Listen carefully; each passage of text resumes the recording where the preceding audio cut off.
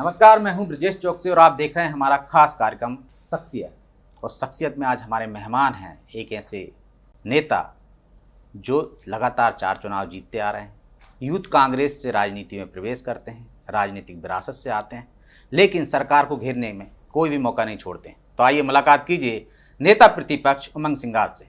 बहुत बहुत स्वागत है सर। थैंक यू चौकसी जी। शुरुआत करते हैं कि राजनीति में कैसे आना हुआ आप, और कभी सोचा था कि इस मुकाम पर पहुंचेंगे? देखिए, मैं समझता हूँ कि हर इंसान को अपनी डेस्टिनी पता नहीं रहती कि कहाँ जाना है, लेकिन समय का चक्र ऐसा होता है कि कहीं ना कहीं। लेकिन मैं समझता हूँ कि मुझे एक सोशल सर्विस या लोगों की सेवा करना पसंद है। इस कारण मैं इस सामाजिक क्षेत्र में, इसको राजनीतिक क्षेत्र नहीं मानता और सामाजिक क्षेत्र मानता हूँ। उसके पीछे का लॉजिक ये है कि मैं समझता हूँ कि राजनीति सिर्फ 15 दिन की होती है, चुनाव की। ये जब सरकार बनती, जब तोड़ फोड़ होती है, फलाना गद्दी की बातें होती जब, लेकिन जब 5 साल आप काम करते हो तो समाज सेवा है, तालाब है, सड़क है, स्कूल है, अस्पताल है। मतलब आज राजनीति में नहीं होते तो क्या कर रहे होते? तो स्वाभाविक है कहीं भी एक बिजनेस करता, काम करता और निश्चित तौर से लोगों का सेवा करता। कभी आपको ऐसा लगा सफर में आपके अब तक के में कि राजनीति को लेकर आपकी सोच बदली हो? राजनीति को लेकर सोच नहीं, राजनीति जब मुद्दों से हटके जब एक दूसरे पे कीचड़ उछालने की राजनीति होती है, तो जब बड़ा दुख होता है कि जब व्यक्तिगत आरोप लगते हैं, जब जनता के मुद्दे दूर हो जाते हैं और किसी को नीचे गिराने की राजनीति होती है, तो वो बड़ी गंदी एक राजनीति का पहलू है। और मैं समझता हूँ कि इसी कारण लोगों को न्याय नहीं मिल पाता। आप जब नेता प्रतिपक्ष बने तो सबसे पहली प्राथमिकता क्या थी आपकी? क्या उस लक्ष्य को पा लिया? देखिए, लक्ष्य कुछ नहीं होता है, काम होता है। हर कुर्सी के साथ एक जवाबदारी आती है। निश्चित तौर से विपक्ष के नाते मुझे जो जवाबदारी मिली थी इस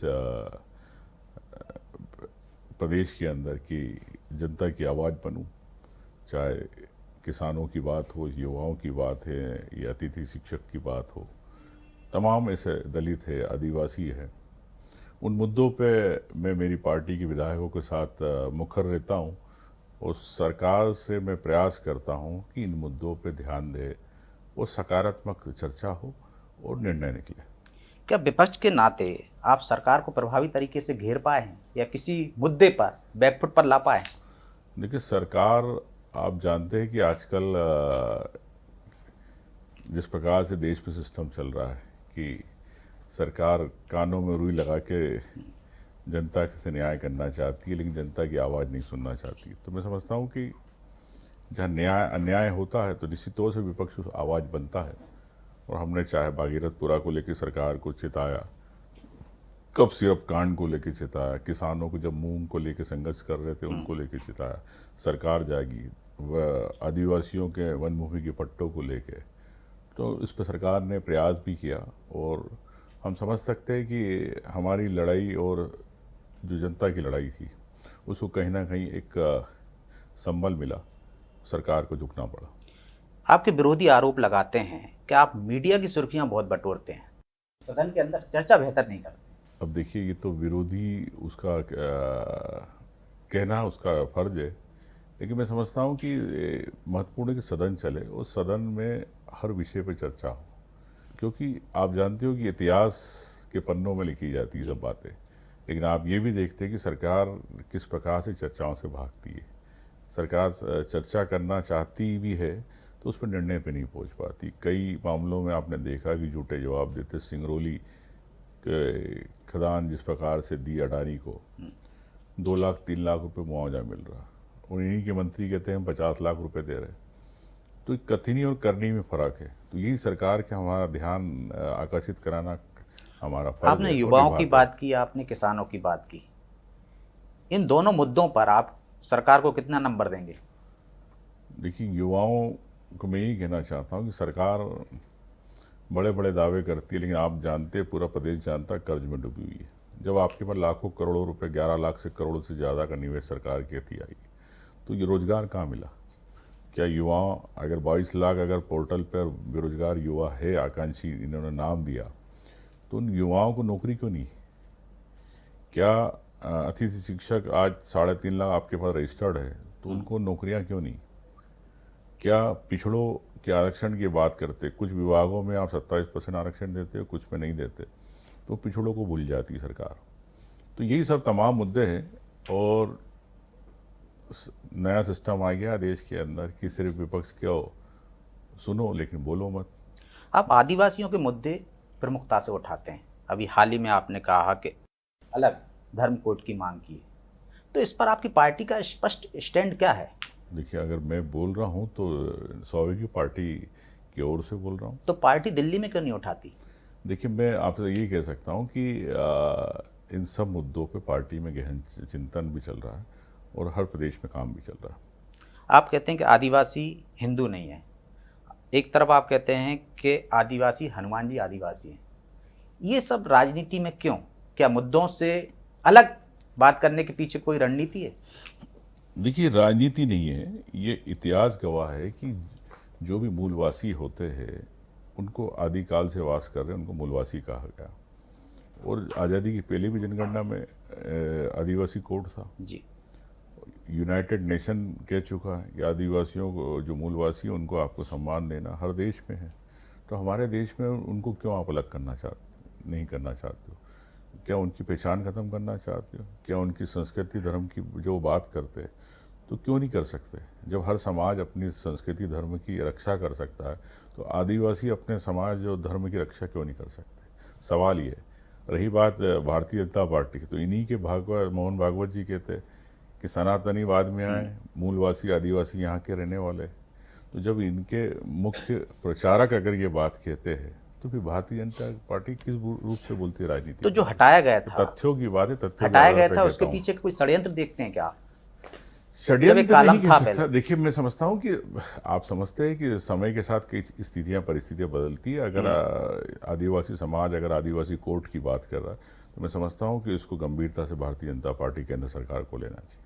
क्योंकि छत्तीसगढ़ ने इसी मुद्दे पर एक प्रस्ताव पास किया था, पिछली आपकी कांग्रेस सरकार ने, झारखंड भी कर चुकी है। तो बाकी राज्यों में क्यों नहीं करवाते जहां आपके समर्थन में सरकारें बनी हुई हैं? अब ये तो देखिए केंद्र का मामला है, लेकिन मैं इस मुद्दे को प्रमुखता के साथ आदिवासी संरक्षण, उनकी संस्कृति को लेकर, रीति रिवाज को लेकर मुखर हूँ, और ये बात मैं पार्टी में भी जवाबदारी से बोलता हूँ।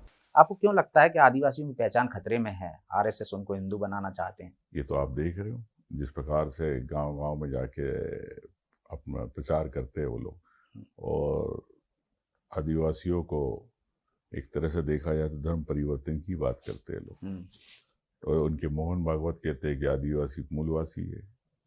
तो ये तो भारतीय जनता पार्टी होता है। जब आदिवासी धर्म परिवर्तन करते हैं, वो मिशनरी की तरफ जाते हैं, तब उमंग सिंगार ऐसी भाषा क्यों नहीं बोलते? मुझे नहीं लगता है कि कोई आदिवासी को जबरदस्ती धर्म परिवर्तन किया जाता है।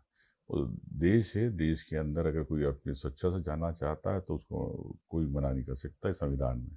क्या मध्य प्रदेश में सत्ता परिवर्तन की जमीन तैयार हो रही है, और किस वजह से? अगर आप मानते हैं कि सत्ता परिवर्तन, मैं तो आपसे पूछ रहा हूँ, आप जमीन से जुड़े नेता हैं। तो आप पत्रकार हैं, तो आप जनता की नब्ज जानते हैं। तो निश्चित तौर से एक जनता चाहती है बदलाव, और उसकी जमीन तैयार हो चुकी है। और मैं समझता हूँ कि अब ये बड़ा वनवास था कांग्रेस का, वो खत्म होने वाला। आप प्रमुख क्या मुद्दे मानते हैं जिसमें आपका समर्थन करे जनता? मुद्दे तो सभी है। किसानों की बात है। किसानों को अगर मोदी कहते हैं कि किसानों की आय दुगनी होगी, लेकिन 2014 से आज तक किसानों की आय दुगनी नहीं हुई। किसानों को एमएसपी के भाव मिलना चाहिए, वो एमएसपी के भाव नहीं मिल रहे। ना गेहूं के, ना आपको सोयाबीन के मिल रहे हैं, ना उड़द के, ना मूंग के, ना धान के। तो ये प्रदेश का मुद्दा हो चाहे देश का मुद्दा हो, ये अधिकारों की बात है किसानों की। किसान को सिर्फ सम्मान निधि अगर 2,000-5,000 रुपये दे के आप उसकी फसल आप नहीं लूट सकते हो। उसको सम्मान देना है तो उसको एमएसपी देना होगी। किसान को समय पे खाद क्यों नहीं मिलती? किसान क्यों परेशान होता? क्यों लाठियाँ खाए? क्या आपको वोट नहीं दिए भारतीय जनता पार्टी को? यही स्थिति युवाओं की है। युवाओं को नौकरियों में विज्ञापन निकालती है सरकार, लेकिन नौकरियां समय पर भर्ती नहीं होती। यही स्थिति निवेशकों की है। कागजों पर निवेश बताए जाते हैं, लेकिन मुख्यमंत्री दावोस जाते, हम समझते हैं कि वहाँ से निवेश लाएंगे, लेकिन हिंदुस्तान की कंपनियां वहाँ जाके उनके साथ एग्रीमेंट करती है, तो कहाँ से निवेश आए? अगर निवेश अगर होता तो प्रदेश कर्जे में नहीं होता, तो आर्थिक स्थिति इतनी कमज़ोर नहीं होती, माली हालत नहीं होती। क्या कांग्रेस में आज भी अलग अलग पावर सेंटर हैं? देखिए, कांग्रेस एक विचारधारा है, कांग्रेस में उस विचारधारा के सब सेंटर है, ये कह सकता हूँ। क्या जो कांग्रेस के नेता हैं वो अपने एक दूसरे नेताओं को कमज़ोर करते हैं? क्या ऐसी धारणा है बाहर?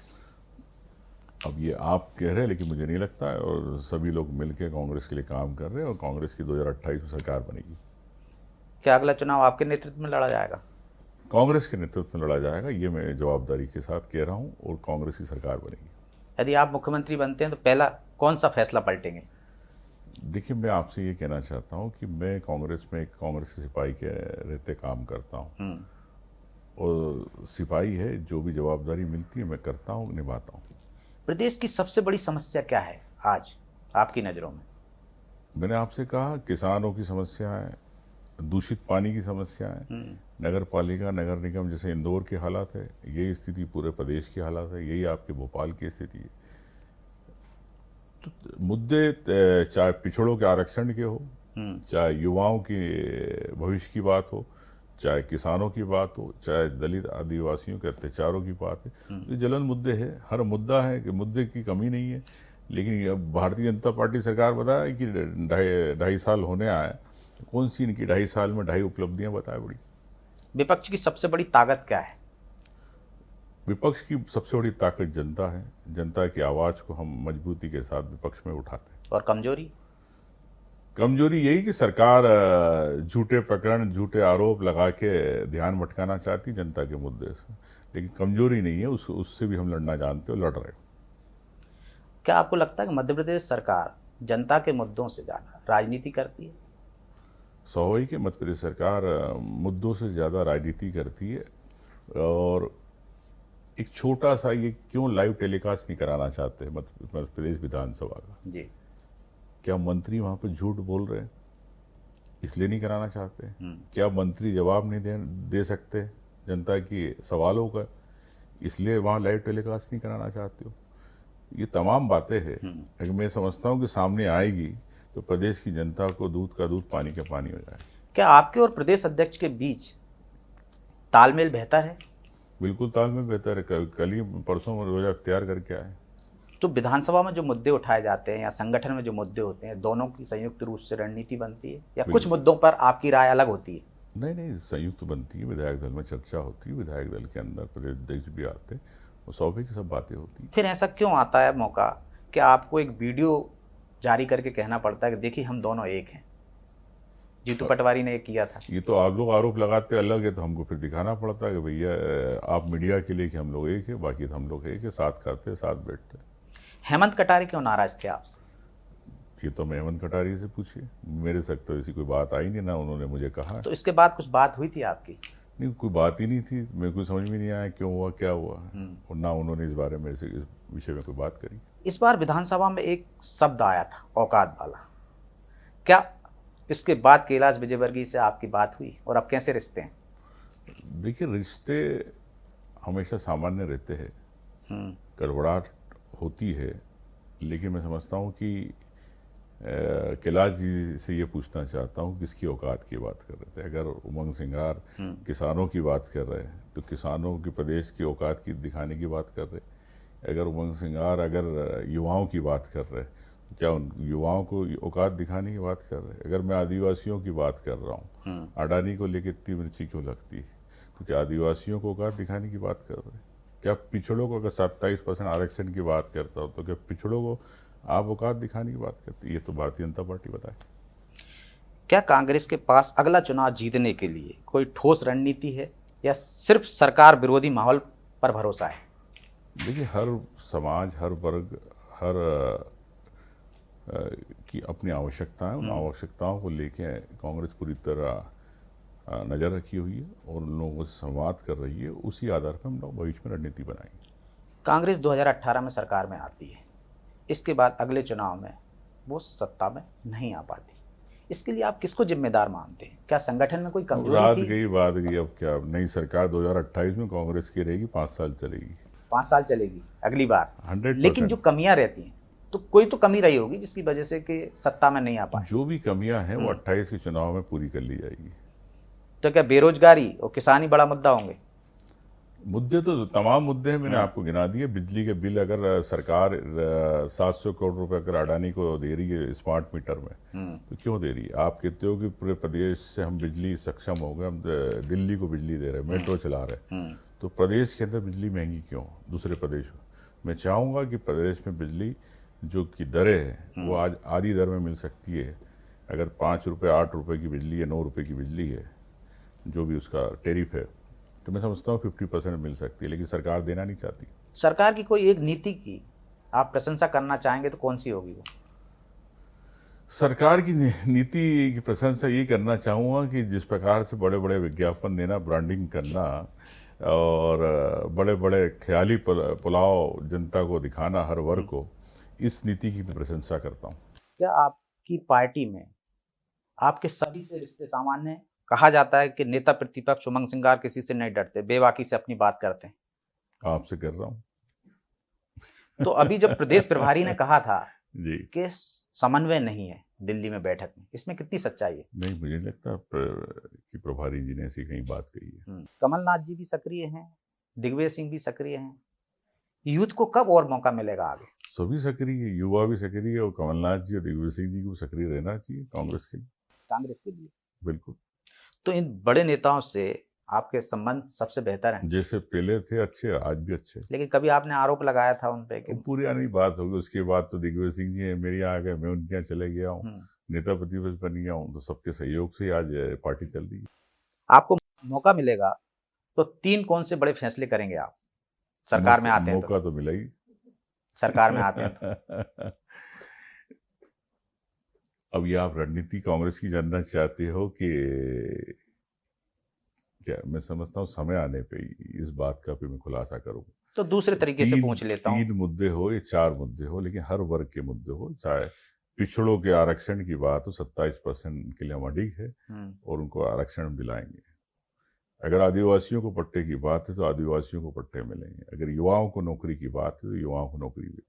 किसानों को अगर समय पर खाद मिलना चाहिए तो मिलना चाहिए। अगर किसानों की आय दुगनी हो तो उसके लिए हम प्रयास करेंगे उनकी आय दुगनी कैसे हो। यदि कोई एक फैसला पलटना हो सरकार का तो कौन सा पलटेंगे? सरकार के फैसले यही कि जो आप फिजूल खर्चा ब्रांडिंग पे करते हो उसके बजाय जनता पे करें। ये बजट कटौती जरूर कराएंगे। मतलब बजट कटौती कराएंगे या जांच कराएंगे? स्वाभाविक है, जांच से क्या होता है? जांच तो जिनने खा लिया हो गया, किस पे हो रहा है? इतनी सारी जांचें लोकायुक्त में पड़ी है 2013 से, क्यों सरकार चर्चा नहीं कराना चाहती? क्या भ्रष्टाचार को सरकार शिष्टाचार बना चुकी है? बताए सरकार। क्या उमंग सिंगार यदि पार्टी में आते हैं, सरकार में आते हैं, तो क्या इन सब चीजों की जांच कराएंगे? निश्चित तौर से, जिसमें लगता है कि प्रदेश की जनता की गाड़ी कमाई का पैसे का दुरुपयोग है उसमें निश्चित जांच होगी। पार्टी नेतृत्व पर यदि जीतू पटवारी पर आगे करती है, उनके नेतृत्व में लड़ती है, तो उमंग सिंगार की राय क्या होगी? तो अभी भी आगे, अभी भी काम कर ही रहे प्रदेश अध्यक्ष होने के नाते। इसमें दो राय वाली बात कौन सी? 2 नेता हैं बड़े, किसी एक को आगे करे पार्टी तो, या किसी एक चेहरे पर चुनाव लड़े तो, या चेहरे को लेकर आज भी असमंजस है पार्टी के अंदर? देखिए, जीतू पटवारी हो चाहे उमंग सिंगार हो, दोनों का लक्ष्य कांग्रेस की सरकार बनाना। बहुत बहुत धन्यवाद हमसे चर्चा के लिए।